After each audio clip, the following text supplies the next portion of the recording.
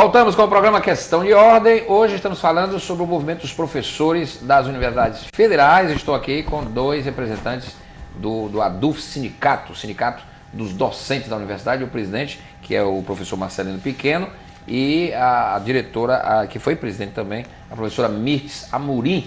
São professores da UFC. A gente está falando exatamente sobre o movimento reivindicatório dos professores, que tem um âmbito nacional e que ainda não conseguiu, digamos assim, uma interlocução de resultados com o governo federal, né? E eu estou aqui com os dois professores, a gente vai falar exatamente mais a miúde do processo de reivindicação, essa questão da carreira que os professores reivindicam, o que será isso e quais são os gargalos que precisam ser vencidos para que as universidades voltem a funcionar normalmente. Mas antes eu quero convidar você para, nesta sexta-feira, o Questão de Ordem vai debater o novo projeto do Código Penal Brasileiro. O anteprojeto, com as mudanças no Código, que é de 1940, foi entregue ao presidente Sarney no mês passado e agora vai começar a tramitar inicialmente pelo Senado Federal. E no programa desta sexta-feira eu vou contar com a participação de duas defensoras públicas, uma delas, a doutora Juliana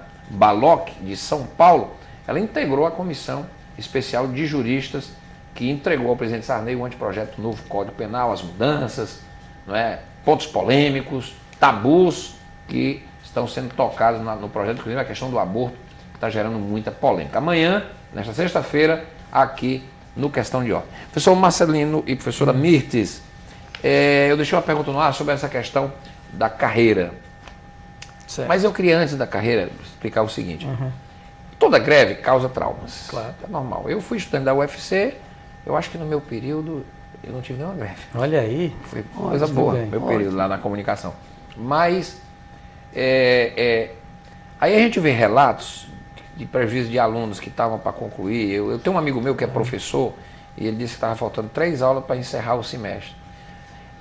Não daria, é uma pergunta, o movimento não pensa assim, por exemplo, alunos que já estão concluídos, colação de grau, uma viagem para fazer uma pós-graduação já marcada, tudo agendado, que são prejuízos que você perde uma bolsa às vezes para recuperar, um emprego, essas questões. Esses casos excepcionais, a direção do sindicato não tem essa preocupação no momento, porque parou. Mas existem os casos excepcionais que não é o contexto geral. Exato, deixa eu responder essa questão. Porque ela é a presidente, ela é a coordenadora da comissão de ética, justamente que analisa esses casos. Porque surgem esses casos. Claro, né? nós temos uma comissão de ética dentro do comando da greve, que é composta por 5 professores da universidade, e exatamente uma coisa que é fundamental, que está presente na comissão de ética e de todos aqueles que fazem a greve no momento, é que o objetivo da greve não é prejudicar os alunos.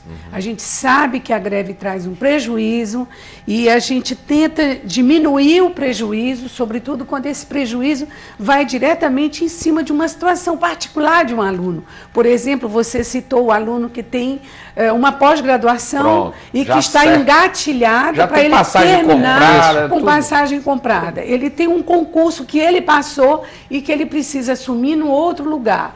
Tem, por exemplo, uma residência médica, que é o caso dos estudantes de medicina, que terminam a graduação e que imediatamente já estão com uma residência organizada para eles irem. Então, essa comissão levou em conta absolutamente isso e todos esses casos que iria trazer um prejuízo imediato para os alunos. Isso é nacional, professora, ou é o caso Não, é o caso da UFC. É o caso da UFC. Parabéns à ADUF. Então, nós resolvemos esses casos desses alunos. Os professores, naturalmente, não vou dizer, tiveram autorização, não é bem assim. Os professores puderam, naturalmente, realizar essas provas de modo que esse aluno não fosse prejudicado. Nós temos, inclusive... Isso é uma demonstração prática. É claro. E que você não pode atrapalhar a vida da pessoa. Esse é o objetivo porque nós somos professores e nós temos a sensibilidade para isso. Temos alunos que têm, por exemplo... Os professores são pais, mães. Claro. Nós temos graduação sanduíche, que a gente chama graduação sanduíche, que são alunos que estão nas nossas graduações da UFC e que vão fazer um semestre fora, um ano fora e que precisam fazer isso dentro de um calendário, que são os intercâmbios, um calendário que não é o nosso calendário, é o calendário desses lugares para onde eles vão. Então, estes alunos não serão prejudicados. Os alunos que vão para o exterior, né, Miss? Que vão para o exterior. O filho está no exterior. Pois é. Exatamente. No intercâmbio. Então, qual é o objetivo? Claro, perde. Qual é o objetivo? É exatamente não trazer o prejuízo para nenhum desses alunos. Nós fizemos umas diretrizes gerais da Comissão de Ética. Quer dizer, isso é um gesto. Claro, de sensibilidade, sem dúvida. Claro. Que repercute bem.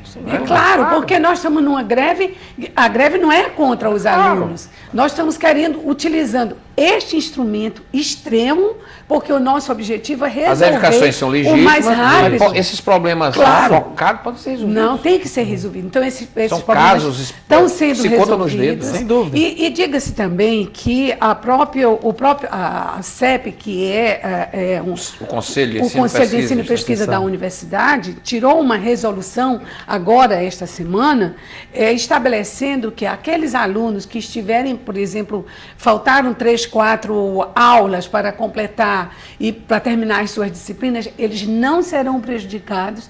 O calendário da universidade será reorganizado de modo que esses alunos não sejam prejudicados. Tenham essas 3 ou 4 aulas que estão faltando para fechar o semestre e que possam imediatamente começar a seguir sem que isso traga maior prejuízo. Boa notícia, porque isso, inclusive, claro. é importante que se socialize essa informação. Isso. Né? Porque é um procedimento absolutamente correto e que a sociedade aplaude essa posição. Renato, é bom para esclarecer o seguinte, é que o PROIFES veio dentro para inaugurar um novo movimento, um novo sindicalismo, tá? dentro do Brasil, especialmente dentro das universidades. Então nós somos um sindicalismo que nós acreditamos em negociações, nós não fazemos greve pela greve. Então quando você tem esse período de 2005 até agora que nós não tínhamos greve, não é por coincidência que é justamente o período em que o PROIFES foi fundado. Então o PROIFES assinou acordos com o governo, em 2005 foi a última greve, então uma saída de greve, quem assinou o acordo que criou essa classe professor associado, que a gente vai até explicar essa questão das classes, mas quem assinou o acordo foi o PROIFES, que fez a saída de greve. Em 2007, nós conseguimos talvez o melhor acordo que nós já fizemos, com greve ou sem greve até hoje. Nós conseguimos várias reivindicações só nas negociações. Nós conseguimos a paridade entre ativos e aposentados, de tal forma que agora qualquer reajuste dos aposentados não fiquem de fora. Conseguimos a paridade, nós chamamos de equiparação entre as carreiras dos professores dos institutos federais, que é do ensino básico tecnológico, com as universidades. Isso foi conseguido na negociação. Nós conseguimos a incorporação de 2 gratificações, conseguimos reajustes programados para 3 anos seguidos, 2008, 2009, 2010, só com negociação. Então o PROIFES é um sindicalismo que eu diria responsável. Então, responsável no plano nacional e responsável no plano interno. Nós também sabemos, nós fazemos a greve porque nós achamos que é um instrumento legítimo, é um instrumento reivindicatório que se fez necessário porque o governo, eu diria que o governo nos empurrou para a greve, nos obrigou de tanto falhar, de descumprir com seus próprios acordos e prazos, que nos empurrou para a greve. Então nós estamos fazendo a greve, mas com toda a responsabilidade. Então isso que a Miss falou pela Comissão de Ética só reflete essa nossa política e nossos princípios. E é muito bom saber disso. Quer dizer, eu vi isso numa revista e fiquei muito tocado por um caso particular. Claro, não é por isso que vai se denegrir o movimento dos professores, mas esses casos particulares têm que ser olhados com cuidado. Exatamente. Porque aquilo é uma vida também. Inclusive até o atendimento ao público, e nós temos o item que é o atendimento ao público que seja mantido. Isso é uma nova forma de fazer o trabalho de extensão que a universidade faz para as comunidades, que esses trabalhos sejam mantidos, porque a comunidade que está ali, que depende desse trabalho, não pode ser prejudicada com a nossa greve. Por isso que eu fiz aqui esse registro, para que as pessoas tomem mais cuidado com essa manifestação que eu vi hoje no hospital lá da universidade, um grupo de servidores que entraram de uma forma abrupta, um pouco assim, meio algazarra. E ali existem pessoas do povo que estavam para ser atendidas, e tem que ver, tem que ter cuidado com isso. São pessoas que dependem. São pessoas pobres, dependem desse povo, atendimento. É o hospital, a universidade é uma universidade do povo. Hospital público. O UFC é uma mantida. E o hospital universitário presta um serviço para a comunidade excepcional. Vocês têm uma certa acessibilidade nesses momentos.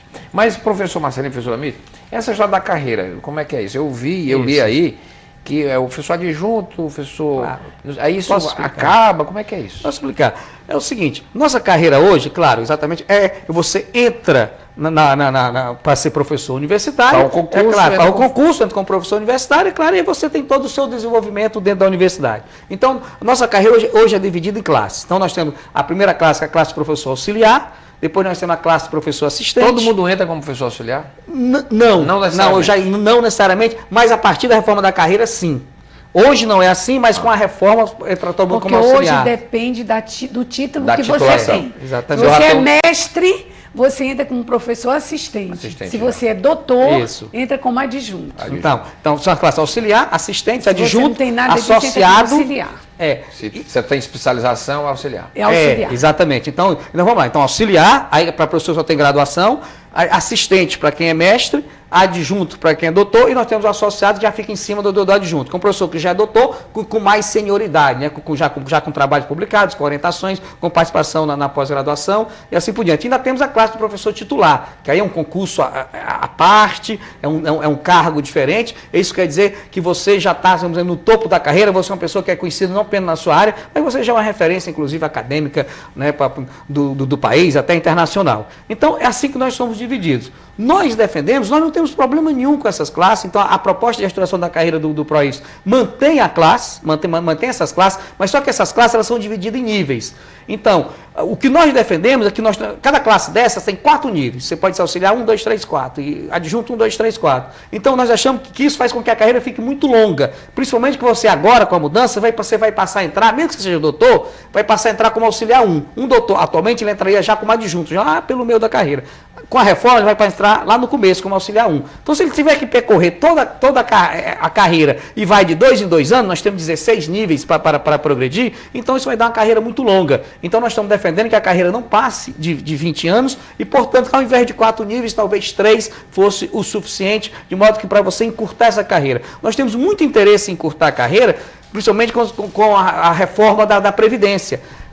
Agora com a Previdência complementar... O professor da UFC se aposenta obrigatoriamente com quantos anos? Obrigatoriamente, a compulsória é com 70 anos, igual a todo mundo. Certo. Agora, para homem, a carreira é 35 anos de serviço e para a mulher, 30 anos. Então, aí nós queremos uma carreira de 20 anos. Que a Previdência Complementar, inclusive, nos obriga, jogou nessa situação, porque o salário, a aposentadoria dos professores, que antes era integral, vai passar a ser uma média do que você arrecada, ou seja, uma média do que você ganha. Portanto, quanto mais rápido você chegar no topo da carreira, melhor a sua média. Portanto, nós achamos uma carreira de 20 anos é perfeitamente razoável. Mas tem uma proposta aí que acaba com esses intertícios. Isso, exatamente. É sempre aquela questão. Nós temos dois sindicatos, nós temos que entender, nós temos 2 sindicatos nacionais. Temos a ANDES, que nós temos que reconhecer que é muito maior, ela tem mais de 40 universidades, e nós temos o PROIFES, que tem 7 universidades. É mais antiga, e foram os professores da UFC que decidiram ficar pelo PROIFES. Claro, isso foi uma decisão de 2010. Eu me lembro dessa polêmica. Exatamente, dessa polêmica, através de um plebiscito. Aqui nesse programa nós fizemos um debate. Nós comentamos isso. Nós tivemos, na época de 2010, tivemos 1000 professores votando, dos quais 700 votaram por isso, por sair da ANDES e entrar no PROIFES e criar o nosso sindicato independente. E foi isso que aconteceu em 2010, por isso nós estamos no PROIFES. Então o PROIFES só tem 7 universidades, quando tem mais de 40, e nós temos 2 universidades que são independentes, que não pertencem nem a um nem ao outro. Duas universidades muito grandes. A Universidade Federal de Minas Gerais, que já pertenceu ao PROIFES e agora está isolado, e a Universidade Federal de Santa Catarina, que essa nunca pertenceu a ninguém. Então esse é o quadro das universidades. As 7 universidades do PROIFES são muito grandes. Saiu da ANDES e não Agora, professor, essa massa salarial tem um padrão nacional? Tanto aqui como na UFRJ. Exatamente, é igual. É o mesmo valor. Carreira nacional. A carreira nacional. É uma carreira muito grande. Nós temos, nas universidades federais hoje, nós temos 90 mil professores no Brasil afora. E com os institutos federais, que as carreiras estão unificadas, com o Lula aumentou, mais 40 mil. Aconteceu o concurso. Tá?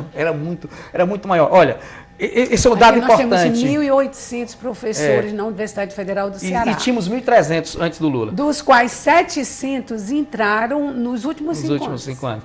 Olha, por concurso. Para a gente entender isso, claro, no governo do Lula. Muito. Vamos lá. Então, 700. Para a gente entender esse no governo anterior não tinha concurso. Não, Fernando Henrique não fez nada. Fernando Henrique não fez. Vamos lá, vamos o Fernando Henrique fez. O Fernando Henrique pegou a universidade. Porque o Fernando Henrique era um homem da universidade. Da universidade e não fez nada. E o Lula, que não tinha universidade, ampliou as universidades. Os anos do Fernando Henrique os anos do sucateamento das universidades federais. Para as universidades federais isso foi terrível.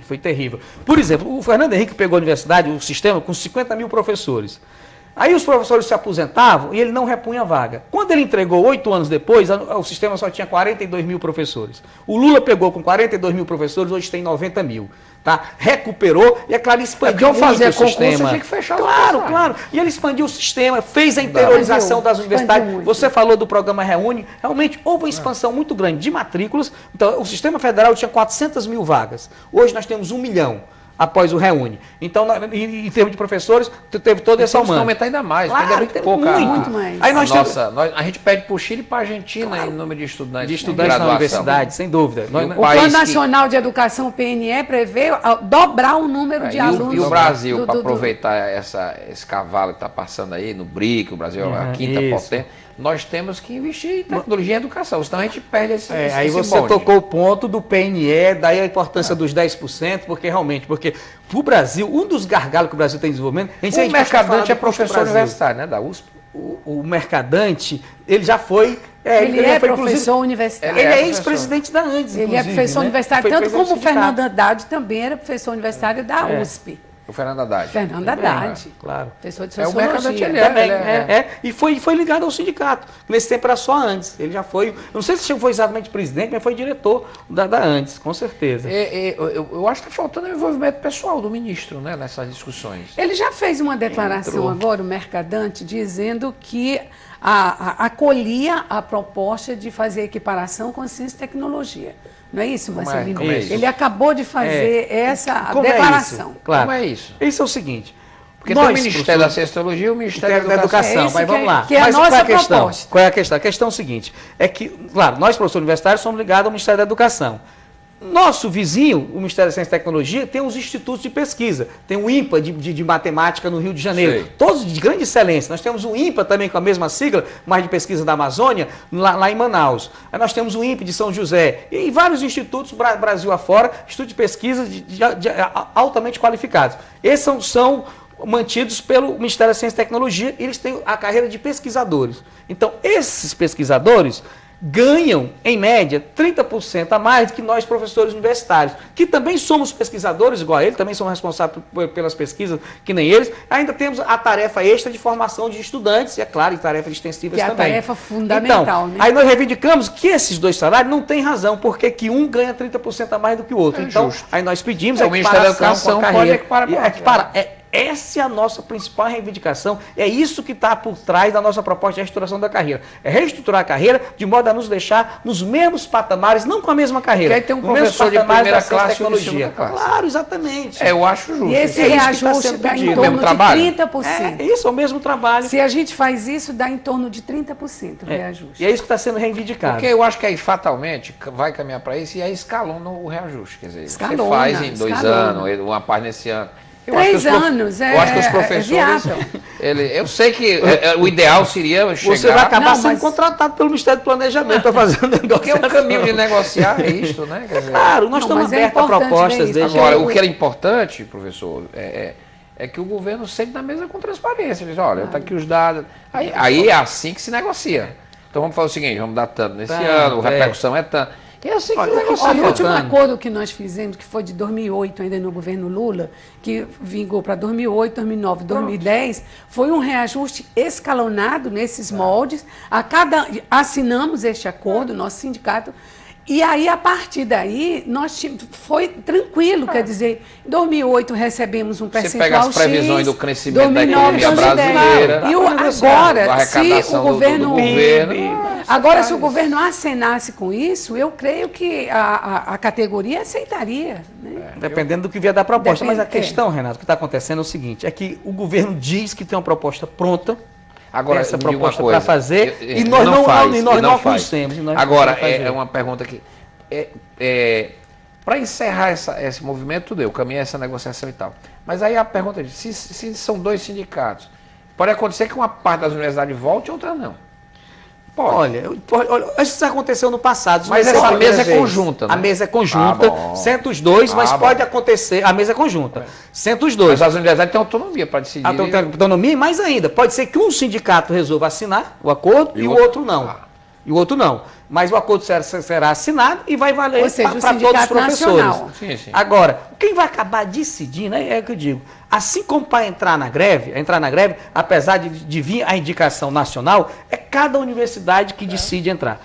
Para sair também será a mesma coisa, cada universidade que decidirá. Nós, por exemplo, aqui no Ceará, nós só entramos na greve através de plebiscito. Então fizemos um plebiscito. E nós pretendemos... Foi importante o plebiscito, porque mostrou a força da participação. Porque às vezes a Assembleia ela não é muito representativa. Tem 10% dos professores no plebiscito. E uma decisão como esta, eu acho que o plebiscito... Tem que ser o plebiscito. Claro, eu acho o professor que não vai na Assembleia, que está lá no seu laboratório, mas ele é chamado a se pronunciar. Nós fizemos grande Assembleia. Ele vota lá no seu departamento, no seu laboratório. Nós aqui do nosso sindicato... E dá mais legitimidade à decisão. Sem dúvida. E nós aqui no nosso sindicato, nós somos muito inovadores. Nós somos talvez o único sindicato do Brasil, como nós temos agora professores, campus, não apenas campi, né? Não apenas aqui em Fortaleza, mas nós temos também campus em Sobral, nós temos campo no Cariri, temos em Quixadá, e temos inclusive a Unilab também, que são em cidades diferentes. Então nós inovamos, agora nós fazemos a Assembleia. A Unilab, os professores estão na UFC, não são? Não, já tem quadro lá separado, já é a Universidade PC. Bem, mas nós fazemos as nossas assembleias transmitidas com participação via videoconferência para os dois grandes campos, aqui Sobral e Cariri. Então nós fazemos uma assembleia, na grande assembleia que nós fizemos, agora nesse período, né, no movimento de greve, nós tivemos 200 professores, 220 participando em Fortaleza, com 50 professores, 60 professores no Cariri e mais ou menos o mesmo número, 50 em Sobral. De modo que mais de 300 professores, mas assim conectados via videoconferência. Quer dizer, então, nós, apesar de fazer uma assembleia grande, assembleias integradas, mas de qualquer forma nós tínhamos 10% dos professores. No nosso plebiscito, 70% dos professores participaram dele. Então a legitimidade é muito maior. Mas eu falei disso da entrada, porque eu queria na saída também. Na saída, nós tivemos uma proposta do governo, tá? Que o governo fizesse essa proposta, essa bendita proposta que ele disse que tem, mas que nós não a conhecemos, tá? Que ela não chega na mesa nunca. Ele disse que tem, mas não mostra. Exatamente, não chega na mesa nunca. No mês de julho, por causa... Eu espero que já tenha chegado, já deveria ter chegado. Mas a questão é o seguinte, nós também não vai ser, novamente, não vai ser a diretoria do sindicato, nem a local aqui da DUFS, nem a nacional que é do PROIS, que vai decidir se aceita ou não, se a proposta é boa ou não. Nós vamos plebiscitar mais uma vez. Será o conjunto dos professores que vão decidir. Correto. Eu acho que essa é a nossa postura. Que a direção sempre esteja em consonante com a base. Claro, exatamente. Isso é que fortalece, não é? E dá legitimidade à direção. Nós queremos fazer um sindicalismo assim. Senão fica aquela diretoria de cúpula. Claro, exatamente. Nós queremos ser representantes do movimento. Eu não quero ser a vanguarda do movimento. O movimento, sabe qual foi? É o cupulismo. É a pior coisa. Porque dissocia completamente. O populismo é uma negação. Professor Marcelino, professora Mirtz, eu queria agradecer e aproveitar aqui para convidar, não é, os professores, todos os segmentos envolvidos, até os estudantes, claro, evidentemente, para a audiência pública que será nesta sexta-feira aqui na Assembleia, no Complexo de Comissões da Casa, com a presença do sindicato, a presença dos deputados federais que estão sendo convidados, não é? Vai ter a condução do deputado Lula Moraes, não é? Que é inclusive um ex-estudante da UFC, né? Formado em medicina pela Universidade Federal do Ceará. Nosso colega. Vai ser uma audiência pública da Comissão de Ciência e Tecnologia, sexta-feira, nesta sexta, 3 da tarde, aqui na Assembleia Legislativa. E, portanto, todos estão convidados para participar dessa importante discussão. Obrigado, professor. Muito obrigado. Professora Mirtz. Muito obrigado. Obrigado, uma vez, sempre um sucesso. Estou sempre que o governo apresente essa proposta para resolver e que a nossa querida UFC volte a funcionar normalmente, prestando o grande serviço que ela presta ao Estado do Ceará. Esse é o nosso desejo. Obrigado por terem vindo. O Questão de Ordem fica por aqui, a gente volta amanhã. Amanhã vamos discutir o novo anteprojeto, aliás, o anteprojeto do novo Código Penal brasileiro, amanhã no Questão de Ordem. A gente volta amanhã. Tchau.